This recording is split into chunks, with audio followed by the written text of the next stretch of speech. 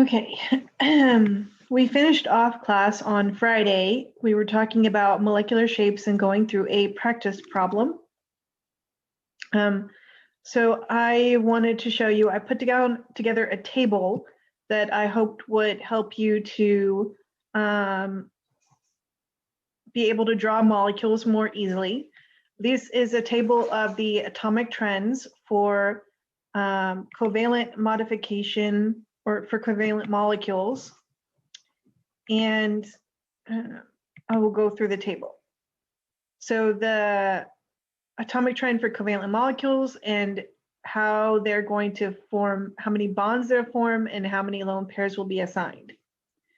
So the atoms in group 1 through 4 will have a number of bonds that is equal to the group number, and they will not have any lone pairs.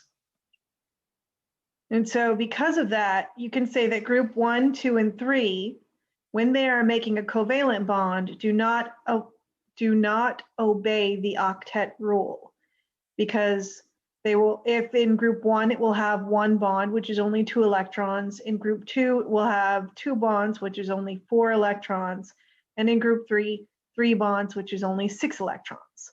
So when making a covalent bond, the atoms in group 1, 2, and 3 do not obey the octet rule. And groups 1 through 4 form the number of bonds equal to the group number, and they do not have any lone pairs. Once we get past group 4, then the atoms will obey the octet rule. Group 5A, which begins with nitrogen, will have, the atoms in this group will have 3 covalent bonds and 1 lone pair. Group 6A atoms will tend to have 2 covalent bonds and 2 lone pairs. Group 7A atoms, those are the halogens, will have 1 covalent bond and 3 lone pairs.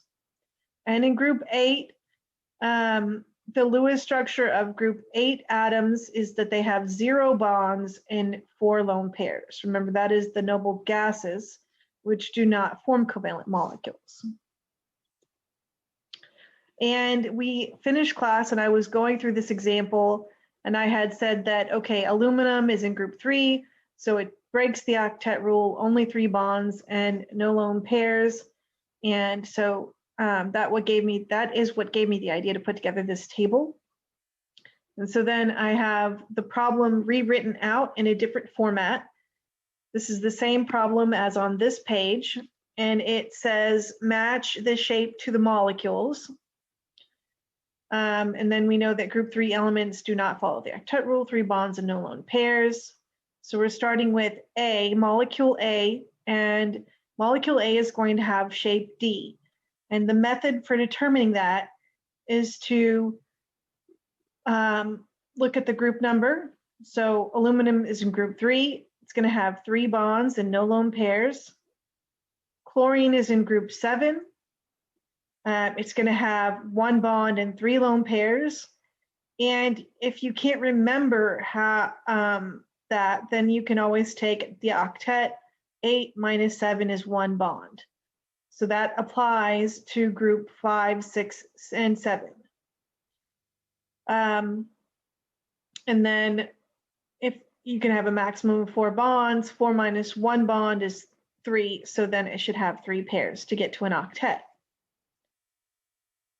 When you draw it out, you need to draw aluminum, and there are 3 chlorine atoms, so we need all 3 bonds are going to be to chlorine.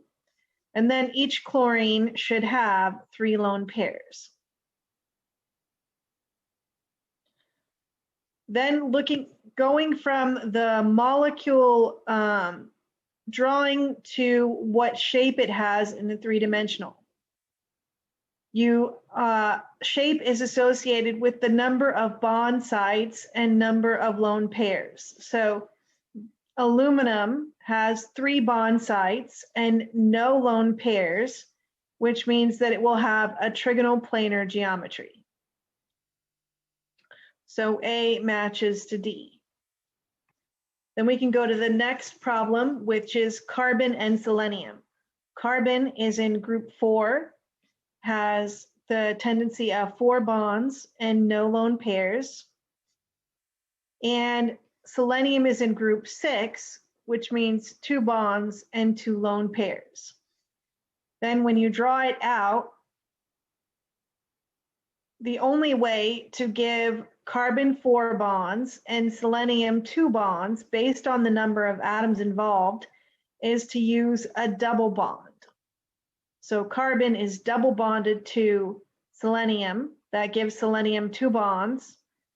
And because carbon is double bonded twice, that gives carbon 4 bonds. And then each selenium has 2 lone pairs. This is that.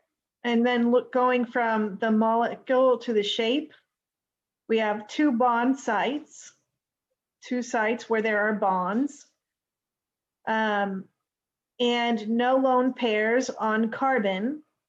So when we consider the shape, we consider only the central atom. And therefore the shape is linear. 2 bond sites and no lone pairs means we have a linear shape. The next problem, problem E, is selenium dihydride. And selenium is in group 6, so it should have 2 bonds and 2 lone pairs. And hydrogen is in group 1, so it should have 1 bond and 0 lone pairs. Then when we draw it out, we draw the selenium, a bond to each hydrogen that gives selenium 2 bonds, and then place 2 lone pairs on selenium.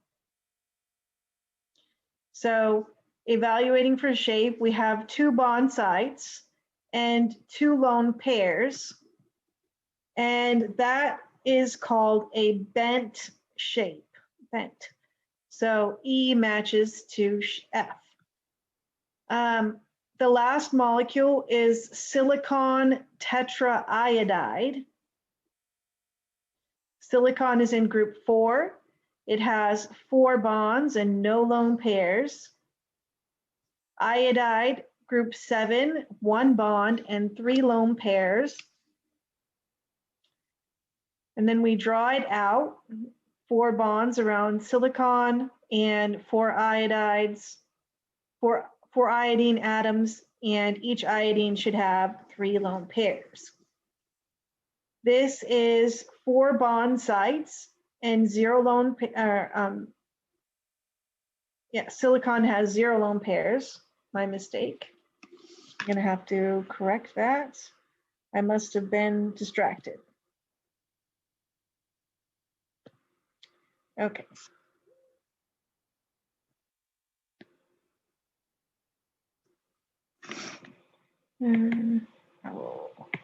This.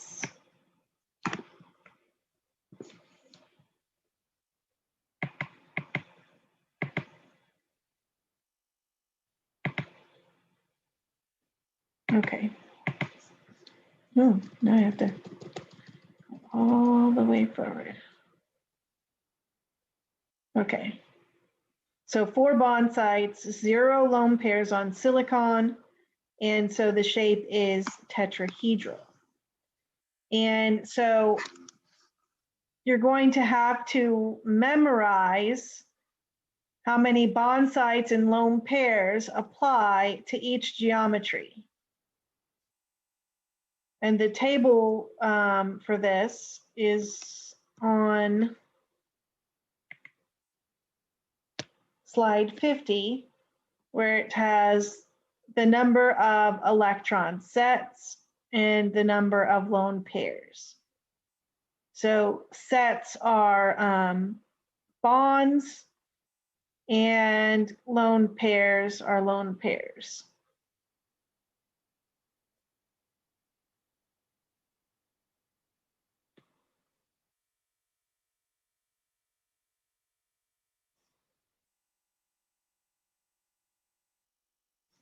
Okay.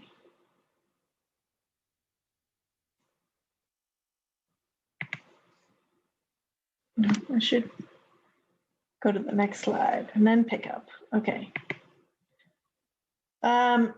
Next, we're going to talk about we've described a bond as being polar or nonpolar, and now we're going to describe shapes as being polar or nonpolar. So in order for a molecule to be polar, two conditions must be met. It has to have polar bonds.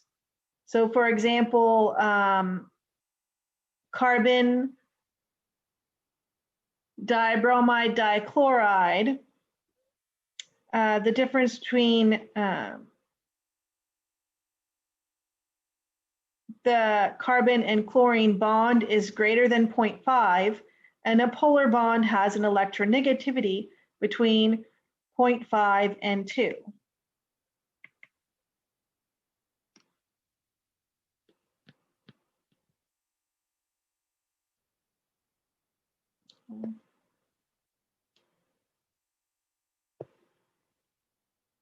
Where's my pen? Okay. So the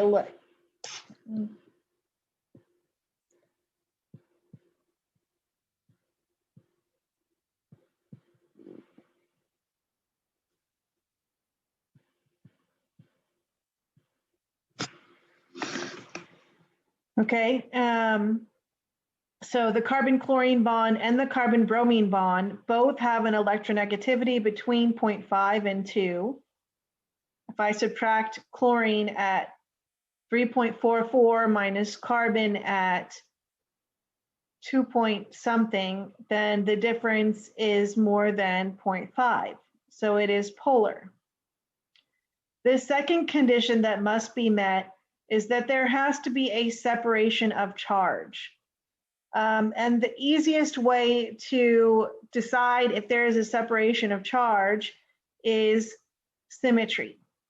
A symmetric molecule has no separation of charge.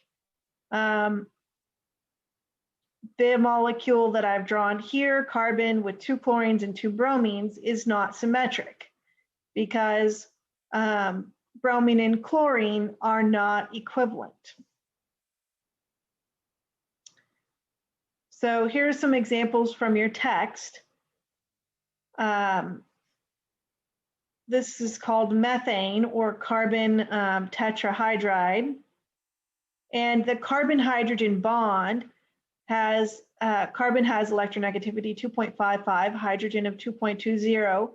And so the difference, the polarity of the bond is 0.35, which is less than 0.5. And therefore that bond is nonpolar. Oh, where's my L? Okay. So this molecule is nonpolar for 2 reasons. It has no polar bond and it has symmetry. So it is both symmetric and has nonpolar bonds. Therefore, it is not a polar molecule.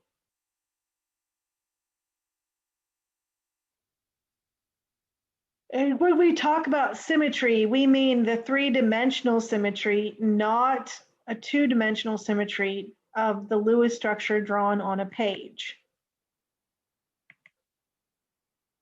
Next example, shapes and properties, polar and nonpolar molecules.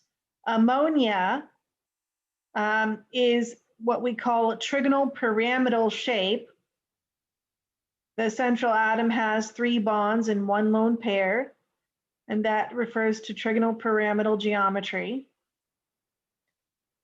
And it is asymmetric as a result of that lone pair. The NH bond has a difference in electronegativity that is greater than 0.5, so the bonds are polar. And there is no symmetry in the 3-dimensional shape. Therefore, ammonia is a polar molecule. Okay. Shapes and properties continued. You can see the electron density of the OH bond. We're showing that oxygen is more polar than hydrogen, so the polarity goes towards oxygen. And so there is a definite separation of charge where the hydrogen portion of the molecule is positive and the oxygen portion is negative. The shape is bent. It is asymmetric. A bent shape is asymmetric. The OH bond has a electronegativity difference between the atoms that is greater than 0.5, 3.44 minus 2.20. And so the bonds are polar and the shape has no symmetry. Therefore, it is a polar molecule. Okay, so then examples. Molecule SF2 is bent. Is it polar or non-polar?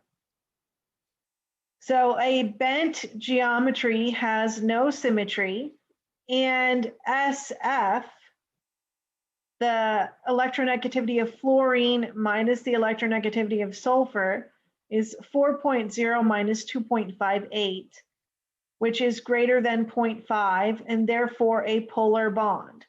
So this molecule has no symmetry, it has a polar bond, and therefore it is a polar molecule. All right, we're getting to the end of the chapter now. We discussed green chemistry in the previous chapters. So the relationship of this chapter to green chemistry is that chemists are going to use their understanding of bonding, molecular geometries, and intermolecular forces to design and develop new medicines and molecules and materials that benefit society and at the same time have minimal impact on the environment and human health. So chemical bonding, molecular geometries, and intermolecular forces help us develop new things that benefit society, but when we use those things also to make sure that we're having low impact on the environment and human health. And the way that we do that is to make sure that when we form new bonds, we produce as little waste as possible. And bonding geometries and intermolecular forces help us to design syntheses that are what we call atom efficient.